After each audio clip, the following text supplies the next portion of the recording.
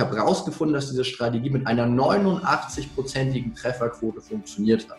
Also wenn du die Strategie anwendest, in 9 von 10 Jahren hast du damit Geld verdient. Eine langfristige Strategie, die tatsächlich nur eine einzelne Transaktion im Jahr braucht, also sehr, sehr wenig Aufwand, aber trotzdem eben deutlich bessere Ergebnisse erzielt. Mit Aktien und an der Börse Geld verdienen. Mit der folgenden Strategie, ich nenne sie mal die faulen Strategie für Aktien, weil die ist wirklich simpel. Da muss man eigentlich fast gar nichts mit so machen, die aber eine sehr hohe Trefferquote hat, um an der Börse Geld zu verdienen. Und wir haben heute wieder als Gast, und dieser Mann hat deutlich über 2 Milliarden Euro verwaltet. Das heißt über 2000 Millionen, also eine richtige Stange Geld, und hat über 10 Jahre als Fondsmanager gearbeitet. Das ist sehr erfolgreich, hat auch mehrere Preise gewonnen. Und ich freue mich, dass du heute wieder in unserer Community mit dabei bist. André Stagge, lieber André, wie geht's dir? Vielen Dank, Thorsten. Ich freue mich sehr, da wieder dabei zu sein und heute über eine Strategie, was ganz Konkretes auch präsentieren zu dürfen. Ja, wie kann man mit Aktien Geld verdienen? Und du bist ja jemand, vielleicht auch so für den Kontext. Du warst über 10 Jahre als Fondsmanager tätig und inzwischen unterrichtest du ja, wie man mit Aktien an der Börse planbar Geld verdienen kann. So, und es sind ja bei dir über 24 Strategien, die du weitergibst. Und wir sehen uns heute eine an, die man ansonsten bei dir nur erhält, wenn man in einem deiner Programme mit dabei ist. Und deswegen jetzt auch mal vorweg die Frage, warum auch diese Strategie und mal allgemein, warum funktionieren diese Strategien? Was steckt dort dahinter? Warum sind die nicht Zufall? Ich bin ja auch Hochschuldozent und wenn ich es jetzt sehr wissenschaftlich machen wollen würde, würde ich sagen, es sind Kapitalmarktanomalien. So gut Deutsch, es gibt einfach bestimmte Mechanismen des großen Geldes, der Fondsindustrie, der Banken, der Pensionskassen, die einfach mit diesen extremen Beträgen, gerade auch jetzt während dieser ganzen Stimuluszeit, in den Markt drängen müssen. Und wenn man eben diese Spuren vom großen Geld lesen kann, dann weiß man, wie man ein Alpha verdient. Also eine Überrendite zu einer Benchmark, zum Beispiel eben zum DAX oder zum S&P und zum Sparbuch natürlich sowieso. Problem ist nur, die meisten haben nie gelernt, diese Fährten zu lesen und wissen nicht, was das große Geld macht. Und das ist die Idee von meinen Strategien, 24 an der Zahl im kurzfristigen Bereich oder was wir heute vorhaben, eine langfristige Strategie, die tatsächlich nur eine einzelne Transaktion im Jahr braucht, also sehr, sehr wenig Aufwand, aber trotzdem eben deutlich bessere Ergebnisse erzielt. Genau, Aktienstrategie für Faule habe ich schon genannt, die ja möglichst wenig Aufwand Geld verdienen wollen mit Aktien.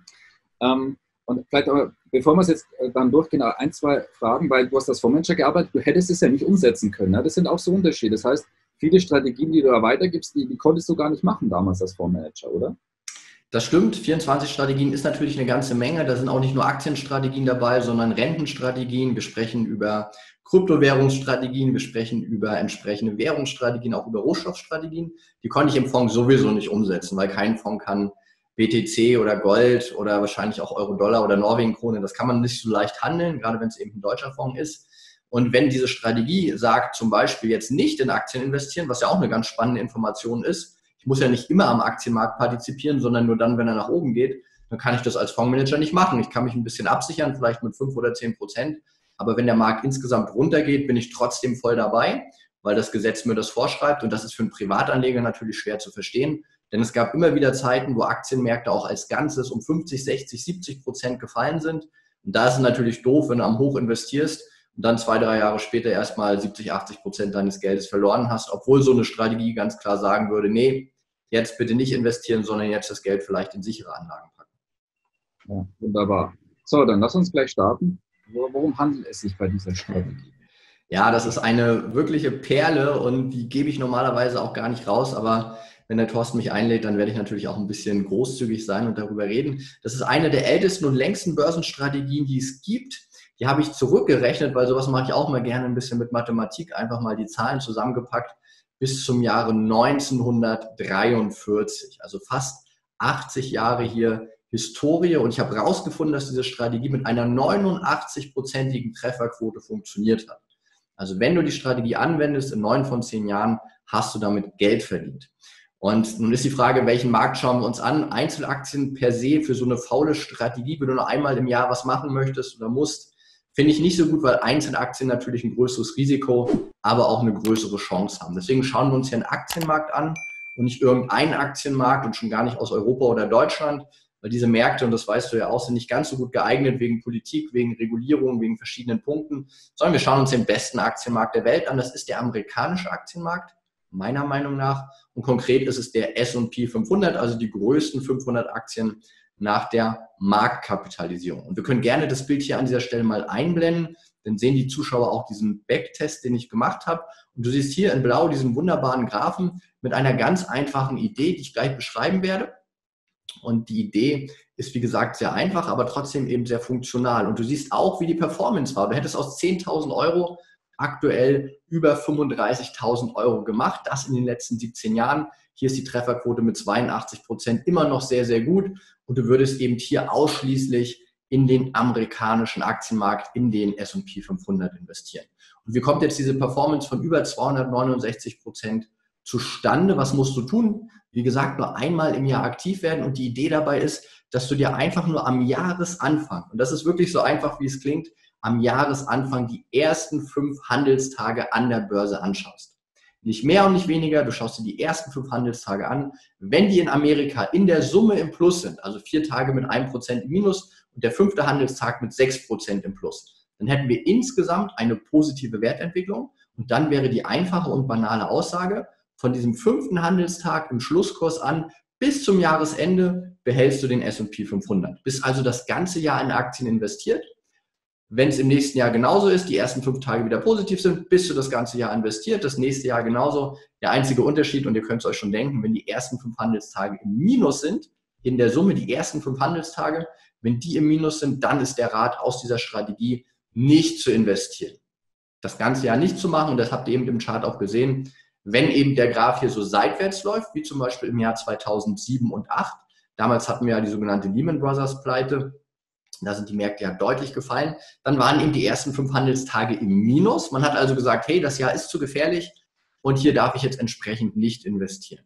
Und der Effekt, den du hast, ist jetzt nicht, dass du 1000% mehr Rendite als der S&P machst, sondern der wichtige Effekt ist, dass du dir in Jahren, die eben schlecht am Aktienmarkt sind, einfach das Risiko sparst. Wie eben in der Krise 2001 und 2002, wie eben auch 2007 und 2008. Da bist du nicht investiert und kannst dein Geld eben schützen. Das heißt, mit dieser einfachen Strategie hast du ungefähr die Marktrendite, also das, was der S&P langfristig auch macht, aber nur das halbe Risiko, weil es eben Jahre gibt, wo du gar nicht investiert bist. Und dann gibt es sicherlich auch genug andere Möglichkeiten, das Geld zu investieren. Aber mit dieser einfachen Idee kannst du mit sehr wenig Aufwand einmal nur gucken nach den ersten 5 Handelstagen, wo der Markt steht, im Plus oder im Minus, dein Geld eben deutlich vor Verlusten schützen. Das zumindest haben die letzten 80 Jahre an der Börse gezeigt. Und das ist zumindest einer dieser einfachen Ansätze. Und wenn du magst, sage ich dir auch, warum das funktioniert. Das ist relativ einfach und das hängt genau mit dem großen Geld zusammen. Wenn eben diese Investmentpläne, wie sie von großen Fondsgesellschaften, von entsprechenden Banken, von entsprechenden Sovereign Wealth Funds, also hier von Fonds von Staaten umgesetzt werden, ist es meistens so, dass sie zum Jahresanfang investieren und wenn sie eben prozyklisch im Plus sind, mehr investieren. Das war bei mir in der Fondsgesellschaft auch so. Immer wenn der Markt im Plus war, durfte ich mehr investieren. Ich hatte mehr Risikobudget, konnte damit also eine Marktbewegung weiter steigen lassen. Und das heißt ja an der Börse auch so schön, die Hosse nährt die Hosse. Also wenn die Kurse steigen, steigen sie eher weiter. Und weil der Jahresanfang und das Jahresende dieser wichtige Punkt eben sind, wo der Bonus vom Fondsmanager zum Beispiel auch entsprechend gesetzt wird und wo dann natürlich auch die Anleger immer auf das neue Jahr und die neue Rendite gucken, ist eben dieser Jahresstart viel wichtiger als jetzt die Bewegung vom 13. Juni bis zum 20. Juni oder so, sondern der Jahresstart ist hier entscheidend und gibt dir eben ein ganz klares Signal, wie das große Geld denkt, handelt und anlegt. Und wenn das große Geld eben kauft, das hat man dieses Jahr auch sehr schön gesehen, sind die Märkte eher positiv für das ganze Jahr. Und wenn das Jahr schon schlecht beginnt, was vielleicht eben auch ein klares Signal sein kann, dann würde ich eben eher vorsichtiger sein mit der Anlage. Also hochinteressant. Also ich habe auch gerade überlegt, es gibt meinerseits jetzt nicht großartig viele Fragen. Es ist nicht kompliziert. Die einzige Frage, die mir noch dazu einfällt, wie setze ich es dann konkret um? Das heißt, ich brauche ein Depot dazu und dann nehme ich einen ETF, also der einen Index nachbildet, oder wie setze ich es am besten dann um in der Praxis? Viel leichter geht es nicht, das stimmt. Du brauchst ein Online-Depot mit möglichst geringen Kosten, dann bitte immer einen passiven ETF, also einen Exchange Traded Fund. Dann gerne einen, der in US-Dollar handelt, einfach weil du von den Währungseffekten als Euro-Investor hier auch noch sehr gut profitieren kannst. Und dann gilt eben diese klassische Regel bei der Auswahl von ETFs. Kaufe bitte immer große ETFs, kaufe am besten ETFs, die physisch anlegen und kaufe eben bitte auch ETFs in der jeweils lokalen Währung, also hier im US-Dollar, weil es der S&P 500 ist. Das suchst du dir einmal im Internet raus, da gibt es ja genug über Google auch zu finden. Und wenn du das machst, kannst du eben genau von dieser tollen Performance mit dem geringeren Risiko partizipieren. Du darfst nur nicht vergessen, eben dann zum Jahresanfang diese Position zu überprüfen. Und es hat halt auch den Charme, dadurch, dass du ab und zu Transaktionen machst, dass du eben zum Beispiel auch hier diese Steuerfreiheiten nutzt von 801 Euro. Und es hat eben auch den Charme, dass du nicht dieses große Risiko jedes Jahr hast und dich zumindest ein bisschen damit auseinandersetzt, aber besser sein wirst als jemand, der ein Buy-and-Hold-Investment macht. Hochinteressant. Wunderbar. Danke auch für die Umsetzungstipps. Und ja, also ist nicht kompliziert, die ersten 5 Tage, wenn die positiv sind, rein. Ansonsten einfach zurücklehnen, beziehungsweise in beiden Fällen einfach mehr oder weniger zurücklehnen. Nach 5 Tagen braucht man dann nichts mehr machen und dann einfach am Ende des Jahres beziehungsweise im neuen Jahr wieder schauen. Hochinteressant, also tolle Aktienstrategie für Faule, für diejenigen, die keinen Finger so viel krumm machen wollen und auch nicht sonderlich kompliziert umzusetzen. Danke für die Tipps dazu. Du berichtest auch 24 Strategien und sogar noch etwas mehr auch weiter. Wir werden das verlinken für diejenigen, die sich weiter dazu informieren wollen. Eine der Strategien haben wir heute kennengelernt. Vielen Dank dafür. Fand ich sehr, sehr interessant und da sieht man auch, wie einfach es teilweise sein kann. Ja? Absolut, es muss nicht schwer sein, man muss es nur tun, ja. Ja, genau. Also wie jeden Freitag neue Tipps. Ganz wichtig, YouTube-Kanal abonnieren. Auch unterhalb von dem Video haben wir auch einen Link, da kannst du dich benachrichtigen lassen, wo du immer das aktuelle Thema siehst, damit du auch nichts davon verpassen wirst. Auch bei dem André auf jeden Fall mit hineinschauen. Der hat da noch einige weitere interessante Sachen im Petto. Und vielen Dank, dass du uns eine deiner Strategien weitergegeben hast. Und dann würde ich an dich noch das Schlusswort kurz übergeben. Ja, Goethe hat schon gesagt, es reicht nicht zu wissen, man muss es auch tun. Es ist wirklich eine sehr einfache Strategie und ich merke immer wieder, dass die meisten eben daran scheitern, das durchzuhalten, weil Kapitalmärkte sind eben etwas Langfristiges. Und natürlich kann es auch Jahre geben, wo es mal nicht funktioniert, aber mit über 80 Jahren Backtest würde ich sagen und der klaren Logik sollte man das umsetzen. Dazu lade ich ein, Börsenerfolg ist relativ einfach, du brauchst Strategien, musst sie umsetzen und wenn du genau das tust, und vieles kannst du ja in meiner Ausbildung dazu lernen, dann wirst du am Markt auch deutlich das Sparbuch und natürlich auch deutlich die ETFs schlagen. Es braucht hier nur ein bisschen Energie und die kannst du aufwenden, um eben deine finanzielle Freiheit zu erreichen. Klasse, herzlichen Dank. André, wir werden uns ja sicherlich wiedersehen und ja, alles klar, bis bald.